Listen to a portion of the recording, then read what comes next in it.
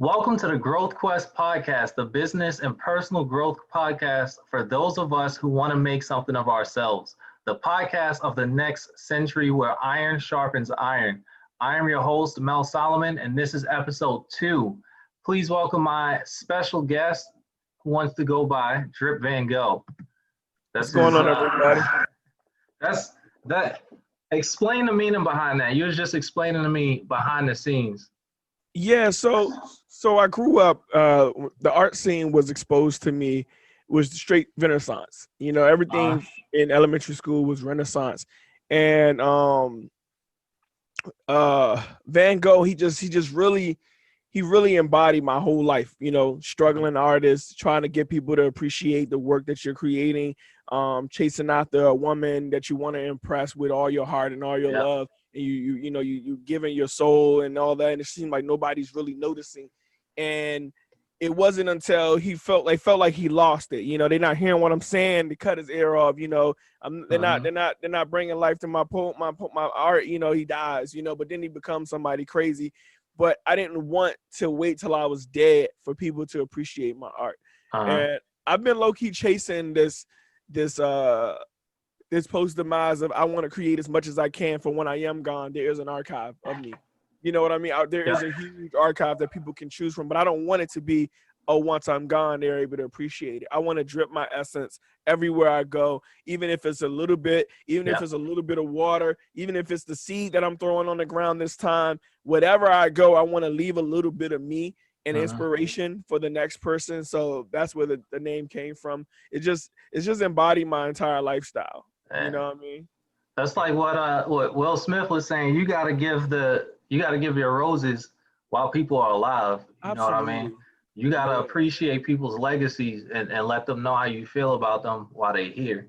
But you know what though? You gotta appreciate yourself. That's the most important part. Like, you gotta give yourself them roses while you're here. I always use the analogy of building credit amongst yourself. So that when your debt run out, when your debit card run out, when all you came with is gone, you got a little bit of credit there to swipe so that you're never really running out. You always give yourself that extra credit so that you always have something to hold on to when you feel like you're dry. Exactly. So, absolutely.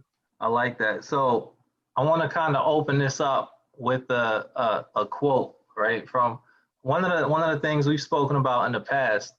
Ida B. Wells has stated, a Winchester rifle should have a place of honor in every Black home. We spoke about the official Black NRA and what makes it important that us as Black, as a community or as a culture, however you want to look at it or break it down, what makes it important that we continue that essence of self-defense? Well, mostly it's because of education. Right? If you don't know that you have the right to even defend yourself, you just automatically 2 steps behind. I'm in Maryland. A state over is Virginia. Virginia has conceal and carry. You know, if you come into Virginia and you're trying to pick a fight with somebody because you think you're big and macho, but you're not thinking that, hey, everybody in this state has the right to carry if they wanted to. You know what I mean? It's that just knowing little stuff that just helps the community go a little bit further. I got my gun information in Washington D.C. when I was living in D.C. and people think that you couldn't get your gun license in D.C., but you can, and you can carry, and you can conceal and carry in certain areas in Maryland, in certain areas in D.C. But not knowing automatically puts us behind, puts us in a position to where we're lacking. So it's just we just got to educate, and it's important because I didn't know how easy it was to get a gun.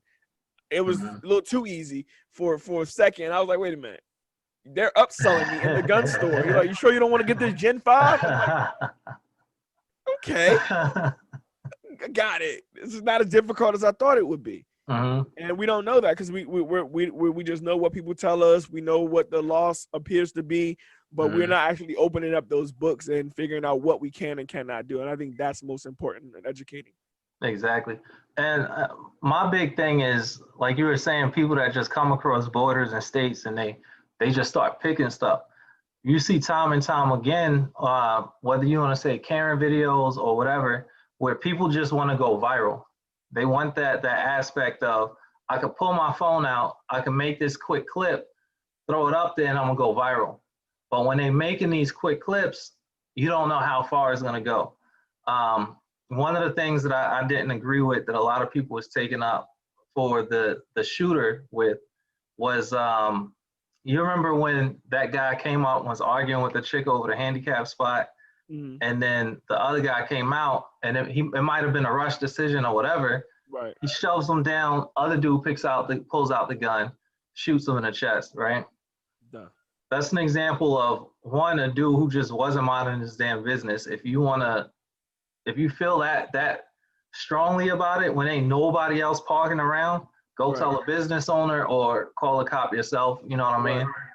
But the guy who ended up losing his life, that could have been a pivotal moment if himself was able to defend himself in that manner. Absolutely. Or even if his wife was able to step out the car and be like, all right, you're not taking my son's father away from my son. Like, you escalated this situation. It didn't have to go here. You stepped into it, you know? Absolutely. And another thing I'm hearing is I'm kind of centered when it comes to politics. Okay.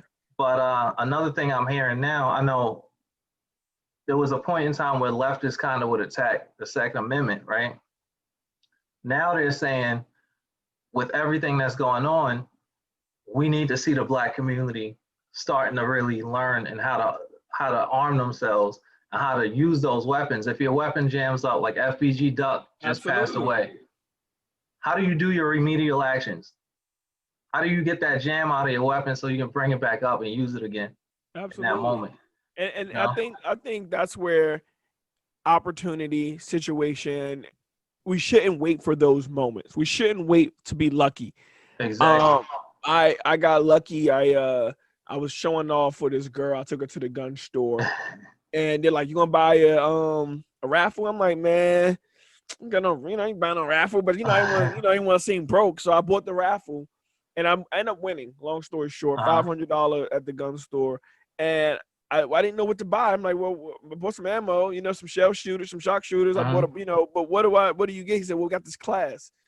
And I'm like, well, sure. What's the class? Conceal and carry and, intense gun handling class for home protection. And I'm in there with this Marine. He got me doing 100 push-ups before I go and I'm shooting. He got me doing 100 jumping jacks, and he got me doing all this crazy stuff. And I'm like, yo, why are we doing this? Exactly. So you want to put you under stress because when those people are coming in your house, you're not going to be, oh, laxy daisy, like you're in here shooting right now. You're going to be trembling. You're going to be shaking a little bit. You're going to be a little knocked off. So it's like our community, we have to understand these type of situations. We shouldn't have to wait for them to come. We should be giving it to us, giving them to our communities. Like, here, look, don't wait till you walk into a gun store, get a raffle because you're showing off, and then end up accidentally signing up for a conceal and carry class and then learning so much basic stuff that if it's in the amendment, why we're not getting it in school? If it's our right, why we're not giving our rights up front? So it's our job to go and educate our people. I don't know if that answers the question, but it does. It does. Okay, I feel like I jumped off a little bit. So what's the position that you hold with them, if you do hold a position? Yeah, I'm the East Coast. I guess you could call it whatever. This region is president. I'm the president, chapter president. Okay. Yeah. So go ahead. He does. My brother Ron. He does all the events and coordinations, and I play my part. I come in, I shake fans, I smack some babies. Baby shouldn't be here. You know what I'm saying? Get your baby out of here. But yeah, we all just do our part to educate, to build that community. It's a family, right? So it's not just random people just shooting. We had a Father's Day shoot. We had my uncle and some random people did show up, but it was a Father's Day shoot, and my uncle had never shot a gun. 60, 65, 64 years old, never held a gun. Wow.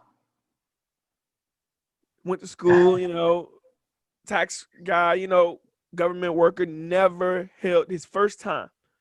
And that's a lot of the experience for a lot of our, because it's negative. My son, when I first got into it, my son, I took him to the gun store with me, you know, when I went and, you know, finished up my paperwork, and he was like, we shouldn't be in here. We shouldn't be in here. I said, nah, these are not weapons. Let me tell you this now. These are tools. And if you ever need the tool, you better know how to use it. You know what I'm saying? But these are not weapons. Yep. You know, It's the then truth. he came with me to see some of my tournaments, to see some of my practices. And he learned to appreciate it, to be just that, an asset.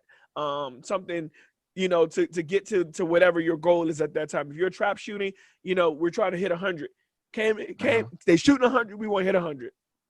You know, so it's just an assistant to getting your goal. Exactly. And that's how I am with my entire family. Like, I get them used to handling the weapon. I get them used to taking the magazines out. I get them used to knowing if it's loaded or unloaded, you know, just in case. Like, you never know what happens. Exactly. I'll liken it to the movie The Patriot with Mel Gibson. Okay. He was able to take his sons out there and do what he had to do with his sons, and then head back home like nothing happened. Yep. Like, yo, stop crying. Hold your head up. You know what I mean? God forbid I'm on a road trip and maybe I don't go to get, maybe I leave it in the glove compartment box, or it's not on me where I can reach it or something like that, you know, because I got uncomfortable driving.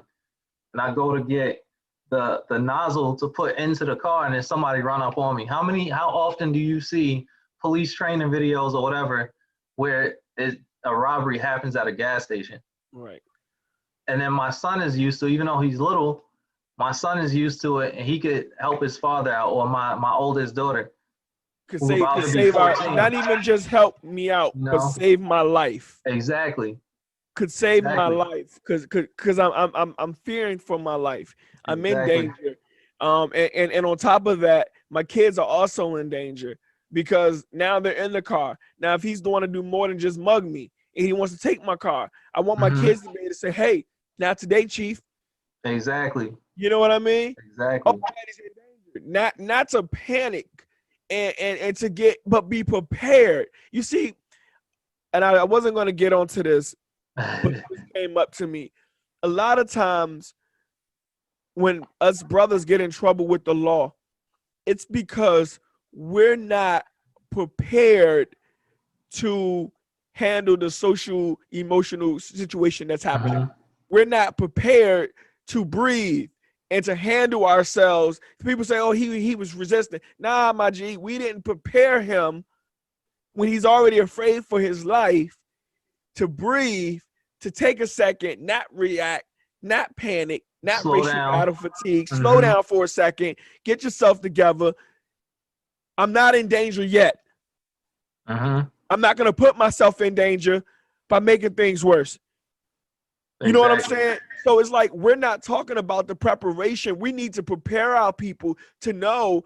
I remember, and I don't tell this story often, I was homeless, and I had my thing in the car because I was traveling with it. You know, I wasn't going to leave it in the storage because I was afraid of what might happen. I'm traveling from Delaware to DC to teach, and I was going to take it back to the storage to drop it off and all that. I get pulled over for speeding. I tell you, the Marine that trained me prepared me for this. I had some other things in the car that I shouldn't have had, but I was coping, just lost my dad. I'm not making no excuse, but I should have been dead. People getting killed for Skittles and worse. He asked me, did I have a firearm in my car? I do. I have a Glock 19 in my trunk. I didn't. I'm not going to go any further, but it wasn't where it should be with the law, the way things should be law-abided. I'm going to say that. God, I'm still here. The cops were okay, but it was the conversation with the cops that I believe saved my life. It was my attitude while I'm detained, my patience, we talking about his wife and what she cooking, your off-duty weapon. We talking about, the different things. We're not using terms like gun and stuff. We're using the terms of the Glock. Oh, so what, and it changes when you're prepared. I think that I'm telling you, I should have been locked up or dead. Wow. The conversation, I was prepared Yep. for the whole shebang. And a lot of brothers aren't prepared. See, I'm glad you brought that up. As far as knowing the law and knowing how to handle yourself under the law, you know what I mean? And I want to use Tupac as an example on that. Tupac ended up shooting 2 police officers who didn't identify themselves as police officers because they were in plain clothes or whatever. However, the story goes, you know what I mean? Mm-hmm. But Tupac should have been one of those guys that ended up in prison for life. Right. But why did he not end up in prison for life? It wasn't just the fact that he had money and he was able to hire the lawyers. It's because he knew in that instant, as he was carrying, how to handle himself in regards to what the law was in the state that he was presently in. That's it. That's it. It's as simple as, don't go to a marathon where you riding bikes and you don't know how to ride a bike. Mm-hmm. Exactly. And unfortunately, that's the life of a black man every single day. We're being thrown out in a bike marathon with no experience on a bike. Although we figure it out, some of us figure it out sooner, some of us figure it out later. But if we can drip, a splash, a drop, a little bit, you know, that's what our company, you know, that's what we about. If we can just help, if we can help 10% of our community heal and become educated on more than what they can do, Healing While Black is happy. Overtime TV, the Healing Network, we're happy. We know everybody every seashell is not gonna make it, but we're gonna do our best to save as many as we can by educating, planting seeds. You know, that's our investment to our future. I always said I would hate for one of my students, when I was teaching, to come up and rob me and be like, "Give me your stuff." I want him to say, "Oh, my bad, Mr. Sims. I don't even know what I'm doing out here, man." Speaking of, you know, let's figure some things out. We go have some coffee and figure it out. You know what I'm saying? Because when you don't invest in them, that's what you set up. You set yourself up for that. Rashad, exactly. Yes, Rashad. Remember you told me go fuck myself? That's on you. Now give me your car to your Prius. You know what I'm saying? No offense to the Prius drivers out there. Apparently see that my man's over here has plenty to offer to society. We're gonna break into talking about mass media marketing right now. If you can, sell it to our audience real quick. All right, well, I don't know about selling it to you guys, but I will with my radio voice tonight saying so if you're tired of your commercials not getting any views, if you're tired of your content just not reaching your people the way that you want it to, they're still looking at you as just their cousin, and you really want to take your content to the next level. Overtime ads, we have an array of characters from a broke to Jack Jaguar to many of cartoons who can promote your product, all the way through CC Peniston, which you can book for the Petties, the voices of the Petties. She's up for booking at any time. Like, we can really take your content to the next level. And all your purchases, everything that you buy, every product that you come and you, if it's a logo, if it's a commercial, 100% of the proceeds goes towards mental health videos, because our company creates 100% free content for our community, resources to educate and equip our community with healing techniques and tools, so that we're not out here lamping when it's time to proceed. We're not out here when we're in the middle of a relationship problem and we're not sure where we're going to go. We already know that, hey, that might just be me. Let me check myself so that I don't attack my spouse and hurt them. We're giving you all of the tools that may not have been given up front. We're helping our community think. We're helping our community heal one step at a time. So everything that you purchase goes towards that, because when I'm able to create, trust me, I just create a bunch of stuff, especially for our community. Like, the less problems I have, the more I can give to our community. So purchase and understands giving right back to you guys. We appreciate you. So the thing with that, and that I honestly appreciate, because I'm kind of trying to, when it comes to this, I'm kind of trying to target like men, not to leave women out there, but look out for We the need boys. representation. Exactly, because I feel like we're being left out on a lot. But when you look in our communities, there's so many men that's out there that's actually hurting, and they don't know where to turn to fix themselves. And one of the things I heard, I see his face from Philly, the kid, Gilly the kid, Gilly right? the kid, okay.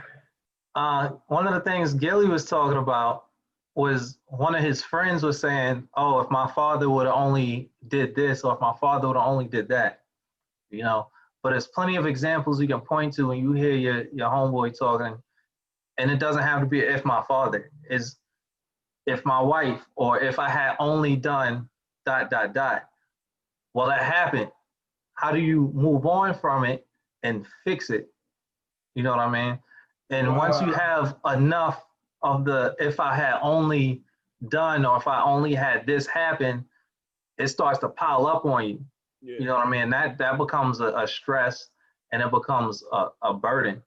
Well, I mean, see, it's hard because I don't want to offend or misunderstand what you were saying, but what I was hearing while you were saying that was a lot of those if I didn't, and I was one of those guys, right? Yep. Man, my dad wasn't there. I complained through all of my albums for like 10 years, complaining about my dad not being there. But what do you do when you do get the resources that you complained about?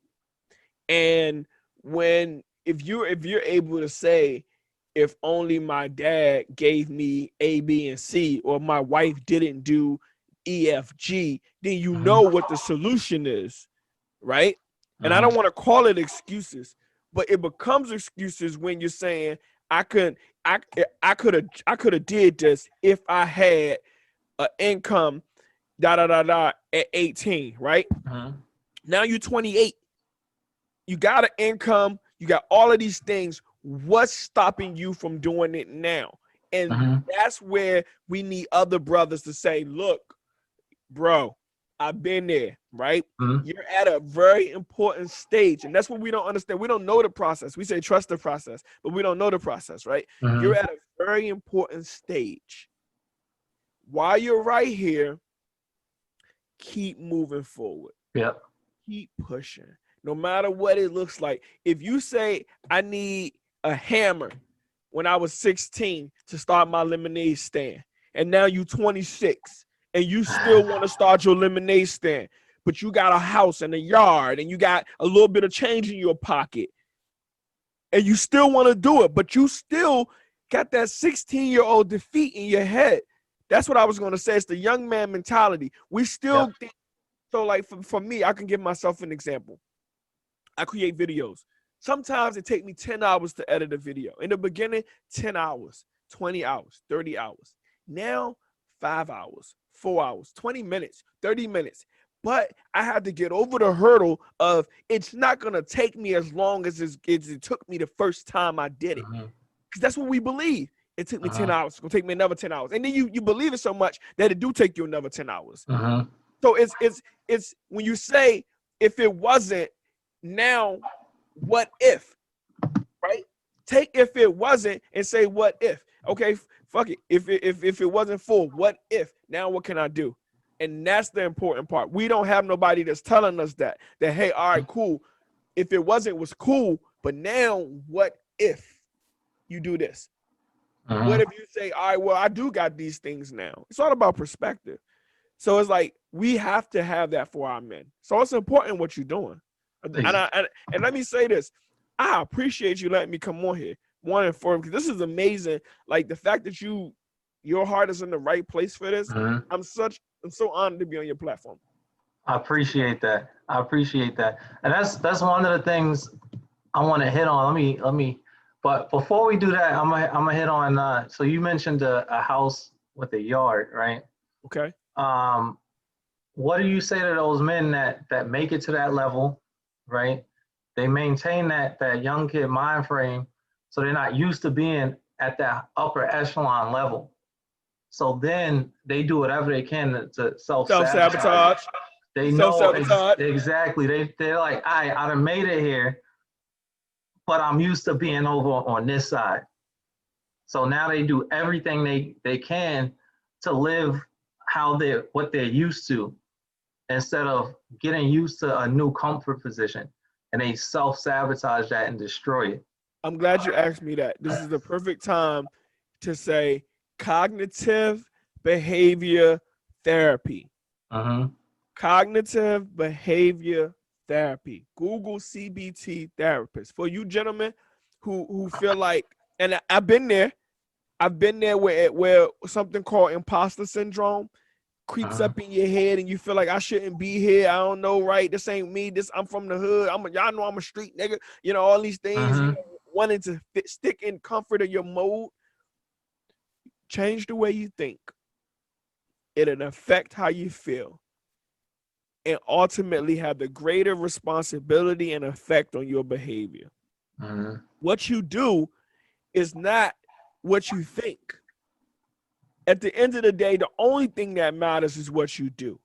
So even though you think, oh, I'm this type of dude, or I'm not supposed to be here in this house, or my girl, you know, build me up this far and this ain't right, or whatever you thinking, understand, as long as you think it, you will be it. And until you just say, you know what, you don't got to change. You don't got to be fake. You don't got to readjust. You just have to be willing to say, I am where I'm supposed to be, and go accordingly day by day. When you accept I'm where I'm supposed, most of it is uncomfort, bro. Most of it is uncomfort. We be with a wonderful, good woman who do everything right, but we're not used to it. So we assume that she doing what we did to the last woman. We assume everything wrong with her, and we point everything that the last woman did on her, because we're hurt and we're broken, but we don't know it. And nobody's gonna say it out loud, because don't nobody want to sound like a bad person. I don't want to feel like this, or I don't want to be looked at as that. But bro, you ain't alone. We all doing it. We got to stop hurting our women, first of all. Like, let's start with that. Like, we can't take our women back to the store once we damage them. Like, at the end of the day, like, you talking about a person's life, and vice versa, women, you can't do the same thing to us dudes. But it's somebody got to have a conversation that it's up here. It's a thought. It's a thought, because at the end of the day, what are you doing most of the time when you're sitting? You're just thinking. And whatever you ruminate and whatever you sitting and letting mix in the pot, you eventually say it out your mouth or act it out. Yeah. So the only way around that is to say, all right, I'm gonna stop thinking of myself as little and accept where I'm at. When I bought my place, right? I remember hating this place. Hating this place. You know, again, I went from homeless to homeowner, but I hated this place because it was went from literally homeless to homeowner, and it was no middle, just an exchange.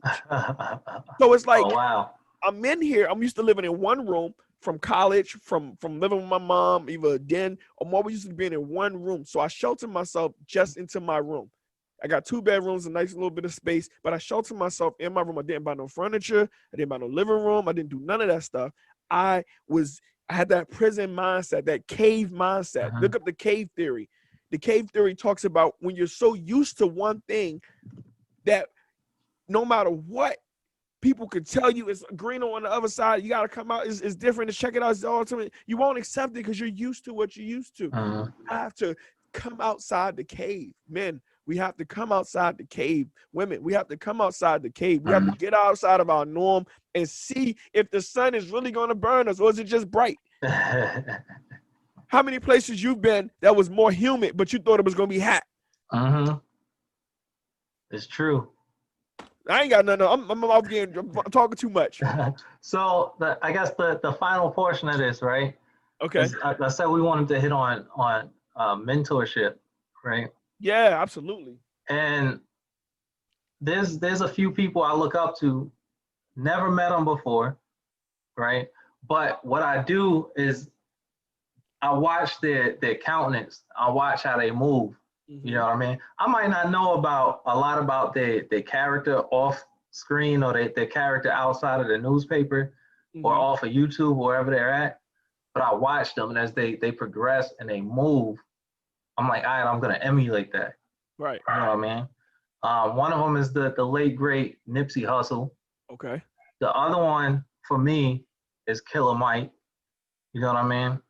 And it's I'm having a brain fart on this one, but it's if you know who I'm talking about, he talks a lot about credit.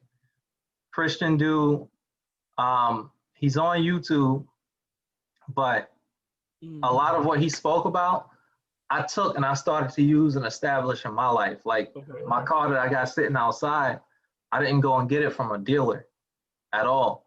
I went to a personal seller, got it looked at, got it looked over, made sure everything was good. It was 100% nice. Yeah, good and working, right? Wow. He had new tires on there already and other things that he had replaced on the vehicle, and he was selling me stuff that pretty much had new parts on it. Right. And then I bought it outright. So I didn't even have to worry about line of credit or anything like that. I was able to take the rest of my finances and reinvest or invest it elsewhere, somewhere where my finances was going to grow. It's a game changer. So when it comes to mentorship, how do you yourself find the people that you want to influence your life? So a lot of the people, I've been lucky, right? I've been blessed. I've been at UDC for 10 years, and their community has taught me the rise up technique. You know, like you become your greatest best, but you also pull as many people up as you can. So a lot of times I've been lucky and they just fell into my lap. And I always do a speech on opportunity. There's like 3 types of opportunity. Opportunity you go get, opportunity that's given to you, and I think opportunities that you make yourself. So Jeff Goins is someone that I admire. He's big on creation. I heard his name in an audio book, and I went and found him on Instagram, right? And I ended up reading one of his books because he seemed cool. Basically, he's my mentor now. You know, we've messaged each other though. Like that's another thing I want to. If you're out there, I'm not gonna get a game away. I'm gonna give it away. Fuck it. If you're out there and you got a podcast, don't be afraid to reach out to these champions that you look up to. They will, they'll put you on game. Exactly. But I got the name real quick. Dave Ramsey. Okay. Yeah. Okay. You would never put Dave Ramsey next to Nipsey Hussle and Killer Mike. You know what I mean?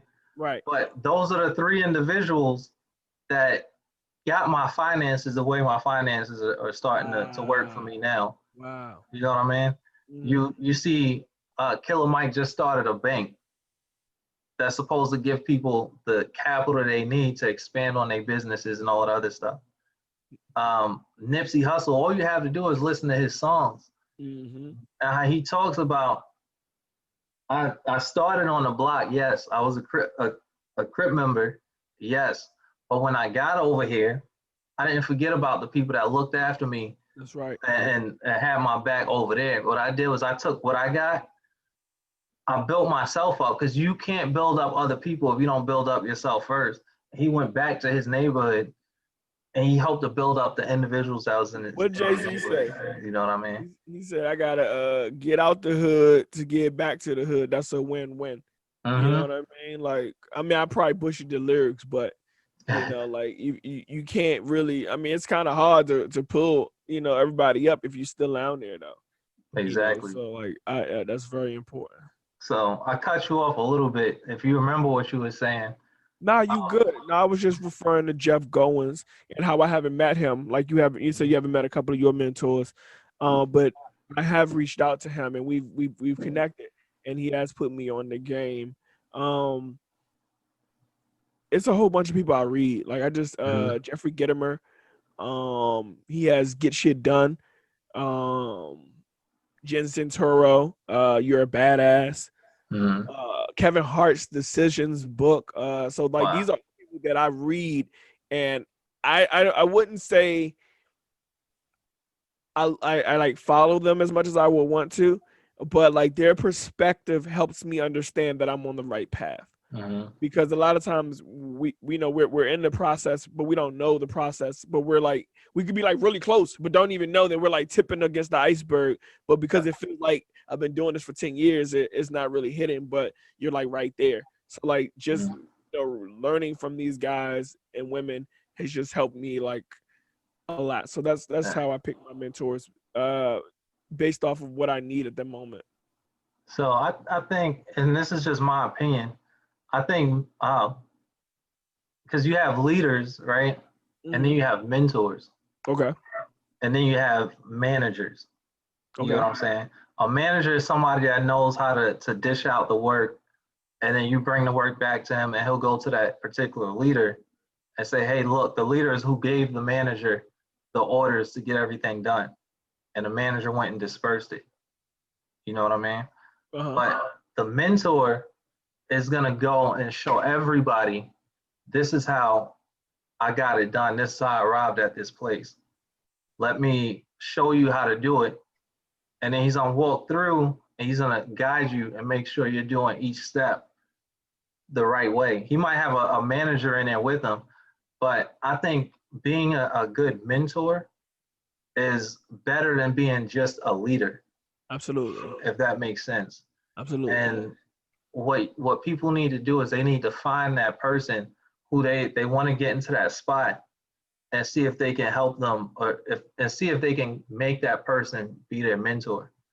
That way, as they watch them and look at them and learn from them, it's more of a guiding tool instead of somebody telling you exactly do this, that, and that, and that, and then come back later to see if you got it done.